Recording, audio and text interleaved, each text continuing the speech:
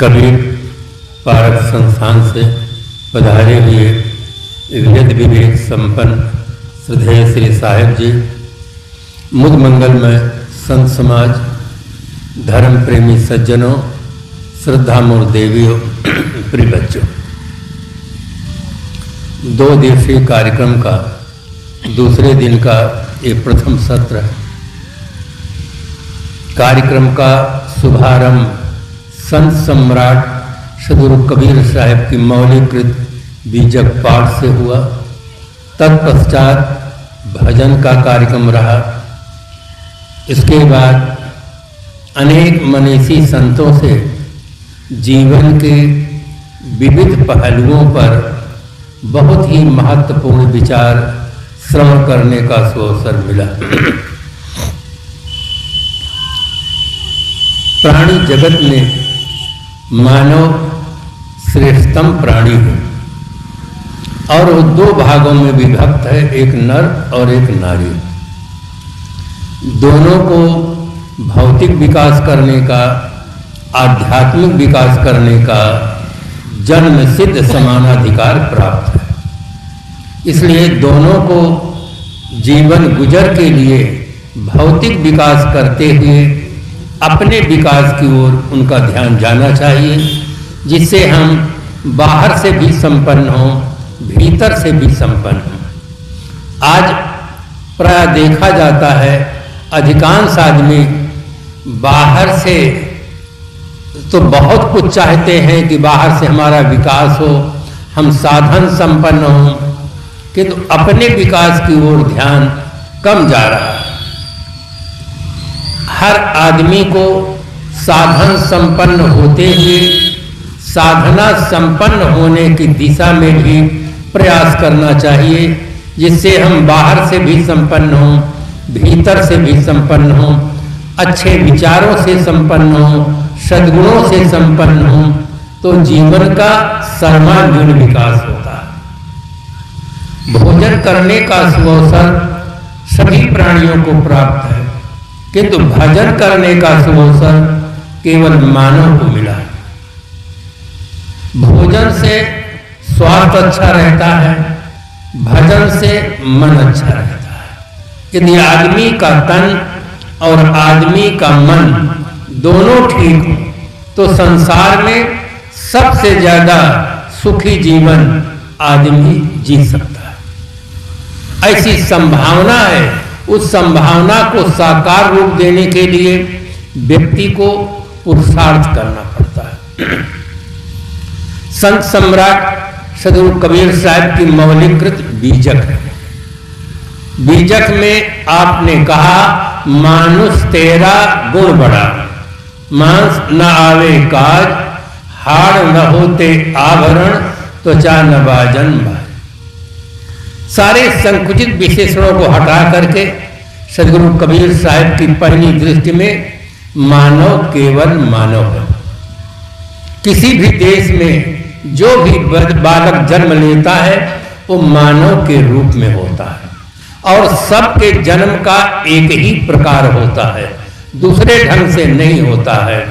न उसके पास कोई चिन्ह भी नहीं होता है, न चोटी होती है, न जनेऊ होता है, न सुन्नत करा करके आता है, न और कुछ करके आता है।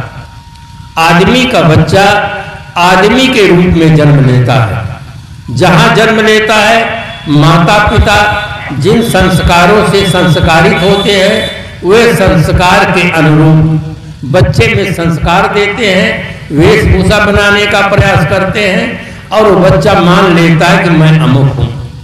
साहब की दृष्टि मूल रूप में है कि आदमी केवल आदमी। इसलिए साहब कहते मानुष तेरा गुण बड़ा। इसके हड्डी में उसका कुछ और नहीं होता है, मांस कोई काम में नहीं, तो कोई गाना भी नहीं बनता है, चाम का कोई बाजा भी नहीं बनता है। जीवन में जो विशेषता है वो गुणों की, सद्गुणों की है। सद्गुणों के नाते मनुष्य महान है। आदमीयत है तो बुनियाद है हर खूबी की। होने भी तो फिर धरा क्या है इंसान के पास। अगर आदमी के पास आदमीयत न हो, इंसान के पास इंसानियत न हो तो तो आदमी के पास क्या रखा हुआ।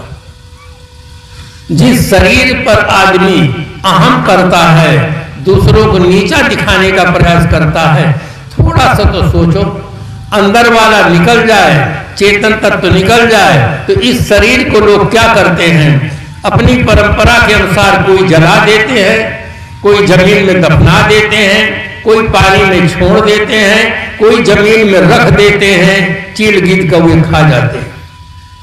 महत्व शरीर का नहीं है, शरीर में रहने वाले का महत्व है। रहने वाला निकल जाता है तो चाहे कोई भी व्यक्ति हो, शरीर की अंतिम क्रिया हो जाती है।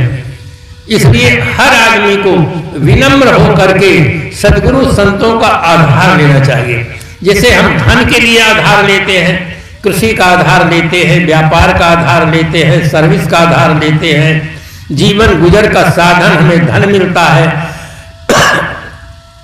ठीक इसी प्रकार से अच्छा जीवन जीने के लिए हमें बोध चाहिए, ज्ञान चाहिए, वो सद्गुरु और संतों से मिलता है। स्कूली शिक्षा से केवल बौद्धिक विकास बढ़ता है, नैतिक विकास नहीं है। हमारे शिक्षा क्षेत्र में 3 चीजों का अगर प्रवेश हो जाए तो हमारी शिक्षा पूर्ण हो सकती है, नहीं तो हमारी शिक्षा केवल जीवन की आधी समस्या का समाधान करती है, आधी समस्या का समाधान होता ही नहीं। सबसे पहले शिक्षा में राष्ट्रभक्ति की आवश्यकता है। राष्ट्र में रहने वाले सभी बच्चों को राष्ट्र प्रेम होना चाहिए, राष्ट्र प्रेम की शिक्षा मिलनी चाहिए, नैतिक विकास चाहिए। बौद्धिक विकास चाहे जितना बड़ा हो, अगर आदमी का नैतिक विकास नहीं होगा तो बंधुओं पतन हो जाता है और उसमें दूसरा कोई जवाबदारी नहीं है। किसी न देश की है, न जमाना की है, न भगवान की है। आदमी खुद उस अपनी मानसिक स्थिति को बिगाड़ लेता है, इसलिए उसका पतन होता है। हर आदमी का जन्म स्वतंत्र रूप में हुआ है। मानव जीवन सर्वतंत्र स्वतंत्र जीवन है, किंतु अज्ञान के कारण आदमी स्वयं अनेक समस्याओं को पैदा करके अपने जीवन को परतंत्र बना लेता है। इसलिए हर आदमी का पावन कर्तव्य है, इसके लिए सद्गुरु संतों का आधार लें, जहां से हम अपनी सत्ता का बोध प्राप्त करें कि मैं कौन। सभी पर संदेह हो सकता है, स्वर्ग है या नहीं इस पर संदेह हो सकता है, नरक है या नहीं इस पर संदेह हो सकता है, जगत का बनाने वाला कोई है या नहीं इस पर संदेह हो सकता है, किंतु मैं हूं या नहीं इस पर कभी भी किसी व्यक्ति को संदेह नहीं हो सकता।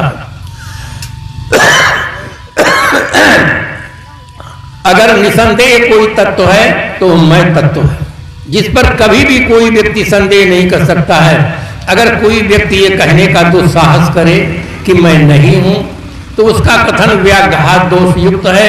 जैसे कोई व्यक्ति कहे कि मैं मर गया हूं, मैं मर गया हूं, मैं मर गया हूं, उसका बोलना प्रमाणित करता है कि अभी मैं जीवित हूं। अगर इसी प्रकार से कोई व्यक्ति कहे कि मैं कुछ नहीं हूं, मैं कुछ नहीं हूं, मैं कुछ नहीं हूं, उसका बोलना ही प्रमाणित करता है कि मैं कुछ हूं। इसलिए मैं सत्ता का यथार्थ बोध हमें सद्गुरु और संतों से प्राप्त होता है। स्कूलों में पढ़ाया ही नहीं जाता है। स्कूलों में जो शिक्षक बंधुगण हैं उन्हें खुद पता नहीं कि मैं क्या चीज हूं। बच्चों को क्या पढ़ाएंगे। मेरा तो कई जगह पर विद्यालयों में कार्यक्रम हुआ, गुरुजनों से भी पूछा, बच्चों से भी पूछा, वो नाम बताते हैं, जाति बताते हैं, पद बताते हैं, और अधिक उनसे चिंतन करो तो कहे हमें कुछ पता नहीं कि हम क्या चीज है। इसलिए बंधुओं, आत्मबोध प्राप्त करो और जीवन कैसे जीना चाहिए ये शिक्षा हमें सद्गुरु और संत देते हैं। जीवन गुजर का साधन हमें शिक्षा देती है, किंतु जीवन कैसे जीना चाहिए इसके लिए हमें सद्गुरु संत आधार देते हैं और बताते हैं और कहते हैं कि किस प्रकार से हमें जीना चाहिए जिससे हमारा जीवन सफल हो। जीना ऐसा जीना हो जी न कोई तड़पाए तू, मरना ऐसा मरना हो मरकर फिर न आए तू। ये जीने की कला और मरने की कला है। सदगुरु कबीर साहब ने कहा, मरते मरते जगमुआ मुए न जाना कोई, ऐसा होए के नामुआ जो बहुर न मरना हो। ये मरने की कला, जीने की कला हमें गुरुजनों से, संतों से सीखना चाहिए। सीखकर अपने जीवन को सार्थक बनाना चाहिए। जिन महापुरुषों की मूर्ति बनाकर हम श्रद्धा सुमन समर्पित करते हैं, गुणगान गाते हैं, कीर्तन करते हैं, क्यों करते हैं? उनके जीने का तरीका उत्तम था, उससे हम प्रभावित होते हैं और हमारा हृदय श्रद्धा से उनके प्रति झुकता है, नमन करते हैं, पूजन करते हैं। इसलिए संत सम्राट सदगुरु कबीर साहब ने कहा कि मानुष तेरा गुण बड़ा। मनुष्य महान प्राणी है। विश्व में जो कुछ विकास हुआ है उसका सारा श्रेय मानव को ही प्राप्त है। आप चाहे जिस क्षेत्र में देखें, शारीरिक दृष्टि में शेर के पास, हाथी के पास बहुत बड़ी क्षमता है, किंतु आज तक वो कोई विकास का काम नहीं कर सके हैं। न किसी ग्रंथ की रचना कर सके, न किसी यंत्रों का निर्माण कर सके। ये सारे जो विकास हम देखते हैं, जिस विकास को देखकर एक बार आदमी दांतों तले उंगली दबाता है, उसका सारा श्रेय केवल मानव को प्राप्त है। आप महान हैं, अपनी शक्ति को उद्घाटित कीजिए। आपन तेज संभालो आपे, तीनों लोग हाँकते कांपे। सत्संग से हमारी शक्ति का उद्घाटन होता है। हमारे अंदर जो शक्तियां विद्यमान हैं वो जागृत होती हैं और हम उठकर चल देते हैं। मानो उठो जागो, सदगुरु से बोध प्राप्त कर सकते हो। जीवन को निर्विकार बनाकर निस्वरूप में स्थिर हो सकते हो।